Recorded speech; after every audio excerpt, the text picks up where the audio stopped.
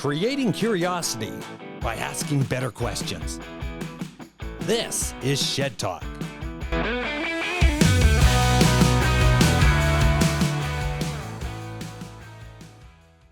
Milena Radakovic. The key to success lies in embracing challenges. Unwavering passion.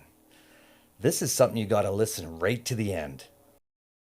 Milena Radakovic, thank you very much for joining me on Shed Talk. And we've known each other for how many years now? Oh my. So I joined EO in 2013. So I think we're going on. I think I knew you before EO because of you were in the display unit.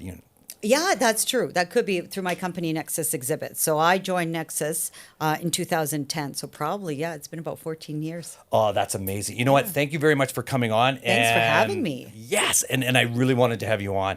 That's why I'm going to ask you the first thing. What do you really want to get into a podcast, or what do you want to talk about? Because this is about you and the adventures you have. Okay, so something that I'm really proud of is a charity that I started in 2019. So in 2019, I got nominated to be the Canada Ambassador to Women's Entrepreneurship Day organization. It's a global movement across the world, across 144 countries, where we work to proclaim November 19th as Women Entrepreneurship Day. We create an educational summit where we give scholarships to aspiring female entrepreneurs. And I work on getting an ambassador across our country. So this year, we have 7 ambassadors in 5 different provinces. So in BC, Alberta, Toronto, Montreal, and we're going to have 5 incredible educational fundraising summits. And in Calgary, it's going to be on November 19th at the Carriage House, and it's going to be a full-day summit with workshops in the morning and a summit of keynote speakers, amazing keynote and panel speakers, and really a great collaboration of all the ecosystems of women organizations that are supporting women entrepreneurs. That's what I'm really passionate and really proud of. Well, being passionate about it and proud of it, what got you into it? You know, I think it started off as I was an immigrant to Canada. My family moved here in 1979. They came here with literally $1,000. That's it. And that is like all of their life savings. They came with nothing. And because my parents, I'm an only child, they wanted to give me a better life. And my father has always pushed me to succeed and make an impact for me and the world. And I think that's what drove me to I guess in a sense, after I did my career goals and then I became an entrepreneur and I saw the struggles that women have done in the corporate world, women are seen in entrepreneurship, in the boardroom, etc. Right now, my successes, that I say success, is raising my kids and really showcasing what women can do in the world, in the economy. And I think that's what drives me to do more and better. So in your experience and going back to 10 years, 15 years, and the struggles that women have in business, being at a CEO level or at a C-suite back then to where it is to now, it's a big difference now. You tell me, I'm kind of... It is and it's not. So from when I started, I remember being literally the only woman at the boardroom. And certain things that I talk about, and it has changed quite a bit, and I'm so glad. And like I'm seeing, changes are being made. People are cracking down. Having men allies in organizations, I find really important. However, there are some older gray hair white gentlemen that have still not changed their views. And I hear that from women that I interview in my podcast, et cetera, or in clients that I see. I hear all the struggles that they're still haven't broken the barriers just yet, but it is better. Like I remember I was VP of marketing for a technology firm, and we had high-profile government relation people from overseas coming. And I remember we were greeting them. We were having a meeting on a Saturday. We were meeting them in our office, taking them to the boardroom. We just sat down. And one of the gentlemen looked at me, he's like, "Oh, dear, can I have a cup of coffee, please?" And I was just like, my president that I'm just shined in, he's like, that is our VP of marketing, but I'll get Sarah, or actually I'll get Michael to go and get you some coffee. And so he was an amazing ally to women executives. And now I see when I speak to different, it has gotten better. There's like not just one, but maybe half the room of executives in the boardroom now. But you still need to chip away and get there. And hopefully, the more that we speak about it, the more that we engage men to be allies and really support and sponsor women in corporations, I think we will see even better for the next generation. Like I have two daughters, I have a 17-year-old and a 20-year-old, and I'm trying to teach them to be strong, right? Speak for yourselves, have the knowledge and the background. It's not just going out and speaking about it, but have the education and the knowledge and the skill set to say, I deserve to be at the table. Now, when you say I deserve to be at the table, and I'm gonna throw it into Sure. two different conversations and dig down a little bit deeper on Okay. that question, is that if a woman's not qualified for the job and the man's qualified for the job, do I have to hire the woman? No, it's who's qualified. But I agree with you. It's if you have, like, for instance, if you have two people that are qualified, then it really comes down to culture, I believe. Like there's qualification, and then does that individual fit in the organization's culture? So, and especially in a smaller, medium-sized business, culture is extremely important. And I honestly think in the bigger corporation that gets missed a lot.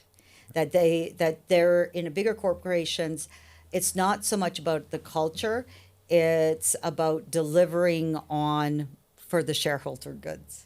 So it's very different on that side. So on the corporate side, who they're hiring might be a little bit on different. They might be thinking about qualified for a position, or could be qualified for moving up. Like, what is the long term for this position or for that person as well? So it could be, yeah, they're both qualified, but I could see something different in this person that they would move up the ranks, or we could really train this person to move him into another position. So I'm assuming, or I'm hoping, that's how companies are looking at people who have the similar qualifications. So do you actually see that they actually, from your experience, and then going in there and say, okay, well, we have to hire a female. We have to hire a different color. We have to do this. Or we have to make sure that we do this. So then, let's talk the white guy, Yeah. gray hair. And I'm going to speak from my experience, Okay. is that and I'll use acting or something, Okay. because I don't really know too much about that side of it. But they said, Kevin, you're a white male, 56 years old, you would be stereotyped as this type of character. Mm-hmm. Well, we actually can't stereotype you as that character anymore, because we need to make sure we go into this direction. We need to hire females. We need to hire black. We need to hire whatever that storytelling is. Yeah. And it seems like it's all to the opposite side now. Like, it's like we were over here one time, okay, all us, the way it was very there. Now it's Yeah. like we'll go all the way to the opposite side. We're waiting Yeah. for it to actually come into the middle. And it's like, oh, I'm sorry, I can't even look at that resume unless you're female. And do you see that? Because I've seen it in a sense that, well, I would rather look at this resume than that one. So I can't tell from the corporate side, because Right. I haven't been in the corporate world for a long time. From my experience, for instance, like I just hired two more people, and for a while there, it just happened that the qualified person were female. However, now I just hired two more salespeople, and both of them are male, and actually, and both come from a different background. So I've got one who is black and one is from Pakistan. And it just happened that way, that they were the best qualified for not only the skill set, but for the culture that I'm building within my organization. They were the right fit. But I'm very particular. So I do a pre-qualification on, I don't look at the skill set. That I'm like, if it came to me, that means somebody's reviewed and said they have the skill set. I then talk about them as a person to see if they fit my culture. And then everything else, they need to go meet with the team. So I have 3 steps. It's like there's a pre-qualified for skill set that somebody looks after. I look at if it's a good fit to meet our culture. Do they have the core values that in my organization that everybody has to have. And once they have that, do they will they get along with the team? And then they get interviewed by the team. So I can only talk on that side. However, I have met amazing women in leaderships who have said that finally their hard work is paying off and they are moving up the corporate ladder. But how they're hiring, I can't speak to that because I don't know. Yeah, and it's interesting because in my organization, actually, majority are female, and versus men, and it's quite a unique experience for myself. As being male, and then in an all female environment in the office, and it's amazing. Example, EO for an example. Right. When I was in EO, like when we go in, and I've been EO for 25 years. When you look at this, and we were all male forum, now we're 50-50. That's awesome. What a great experience, and that you never knew you were in jail until you break out. And you didn't realize the value proposition that other people bring to the table, that you never even thought that that was possible. Because in EO and then with a forum, you truly have to listen to the entrepreneur, Right. the successful woman, meaning take yourself as an example, and the men at the same time are all equal, and it becomes a whole different playing field. Right. So now, one of the things is with women going into the C-suite is, what do you find is their biggest challenge in getting a mentorship, like getting someone to mentor, being the woman of the year, because you started this organization, recognizing that there is an issue. How do they get involved in that to actually say, hey, listen, I want to be a part? How do I, because once you're in it, it opens up doors that you never knew you had. Like I keep going back. Yeah. You don't know Yeah. you're in jail until you break out. Yeah. Once you get there, how do they get there? So the one thing I always say is that you need to ask for the support. And so one of the things, and we do Canada, my charity, our next step is we're supporting the next generation of female entrepreneurs by giving them the scholarships. We are now creating a mentorship program aimed at women entrepreneurs. Now, in Women in Leadership Foundation, that was a national organization that was involved in. I helped them start the Calgary chapter. I became their ambassador. They're all about uplifting and promoting women leaders. They also have a mentorship program to help women, for instance, if they're in more of a junior position, moving up into a mid-size, medium, or if they're in the medium to C-suite. There are a variety of organizations that will help. And I'm a true believer, you need three things. You need a mentor, a really good mentor. And I even say, look within your organization. If there's a position that you're looking for, and I always say, it would be nice if a female is getting mentored by another woman. However, I've had male mentors that have been so supportive and phenomenal. And it's looking at where you want to be and maybe try to find a person in that position and ask them to mentor you. Learn from their experiences, what they did well, what they didn't, and take the tips from it. The other thing I would say is find a sponsor within your organization. I was very lucky in my corporate world. I'd always find a male sponsor who believed in my skill set and what I can do. So when there is an opportunity for a promotion or for another job, that sponsor will speak on your behalf. So for instance, if there's a position, a management position or a VP position that you're vying for, just find that sponsor that has seen your progression who could speak on your behalf. So if you're applying for that, you can say, hey, Dawn, can you please go and speak to the HR manager? I really want. And they will talk about, here's all of the tangible things that I can tell you about this individual because they deserve this position. And the third thing is a coach. If you can get a personal coach, a business coach, I think that would help you as a rounded person, because there are obstacles in your life that you might be having a hard time with, and that coach can help you. I remember I went through a transition between my corporate and entrepreneurial. And I was kind of a little bit scary, and I had a coach who walked me through what I thought was anxiety, or I was scared of the risks. They helped me map it out and really say, why am I scared of this? Or, well, well, this is not scary. This is actually a good point. This is something that is a strength of mine. So that's why I say a coach, a mentor, and a sponsor. Everybody should have that. So let's break down sponsor, because when you're just talking about a sponsor, I'm going, how would I get a sponsor? Like you're saying, no, just go ask. Can you elaborate a little bit more about what a sponsor is? Like, Sure. let's really dig down deep on what a sponsor is. Okay. So in my corporate world, when I worked at MX Energy, my director, he was phenomenal. He was the director of marketing, and then I was working as the manager of mid segment.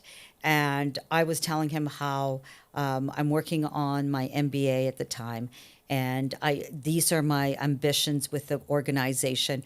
What does he recommend, or what can he provide as support? Because this is where I want it to be. And so it's not a mentor. It's somebody who knows the organization inside out, and then can help you maneuver into different positions that you want, or can help you find a mentor within the organization and really support you through your career ambitions with the organization. So the sponsor needs to be in that organization Yes. to do that. So it can't Yeah. be someone over here saying, No. "Oh, here No. I'll be your No. reference." Yeah, Yeah, no, you're- no. It's when I say it's a sponsor in your organization who's going to support you in your career ambitions. What is it that you want to do? However, as an entrepreneur, I jokingly say I have a sponsor outside. So this is it was a client of mine who became a really good friend. And I call him my sponsor because when we go to events, he's always talking about me and my team and what we've accomplished. So it's talking about, it's like, oh, you need to work with Milena and her team. Oh, did you know Milena did this? Or like, it's incredible that I never even thought about that. But as an entrepreneur, you could actually have a sponsor that's a client of yours, that's a supplier of yours, who in a sense will uplift you and actually promote you and your organizations to others. And that's a new one that I just figured out in the last couple of years. Because I said to him, like, Tim, you have been such a good support of mine. You really are a sponsor out for me and my organization. Yeah. Oh, that's amazing. So Tim's obviously done a very good job with He's what been phenomenal. He's a great guy. Yeah. Now, in an organization, when you're looking for the sponsor, or yes, you're asking a lot of feelers questions. Do you ever look at that could actually be a hindrance, that somebody would be going, what? I'm going to give you a heads up over top of me. Like, is there ever a conflict in that? Or if they're on the same even playing field, have you seen that? Interesting. No, I haven't. Like to my mentees, I always those are the three things I always teach about or promote about. The sponsor should be on a higher level than you are, because that's the whole point, is that they're going to help you raise in your career to the same level they are right now. Or if it's a good sponsor, they're going to say, aim big. Yeah, okay, you want to be a director or you want to be VP. Well, one day, why don't you aim to be CEO? That's what a sponsor's for. It's really, or if they're not doing that for you, then they're not the right person. A sponsor will always want you to do better than them. So, reversing that, Okay. you're the sponsor. Okay. Now you're the sponsor, and I'm coming to you as a sponsor, but I don't do what I say I'm going to do. I come to you, you know what? I want to be CEO. I want to be all this in a bag of chips. Here I am, and you're the sponsor. Yeah, do this. But then I turn around, and I only come halfway. I would have a sit down. It would be like no different than me talking to one of my kids. It's like, okay, you want to get here, but here's the steps that I've supported you or advised you to do, but you haven't done it. So it's very hard for me to promote you to this position because you're not there yet. So let's step back, find what is the hurdle? Like, why are you not able to accomplish this? Or maybe we should aim at something right here in the middle. Let's take baby steps. So I think it's a communication with the person and saying, okay, why did you have a hard time to achieve it? Or the one thing I have to say, I find that women, I'm also the same, and we're not ones to talk about ourselves, and that is one of our flaws.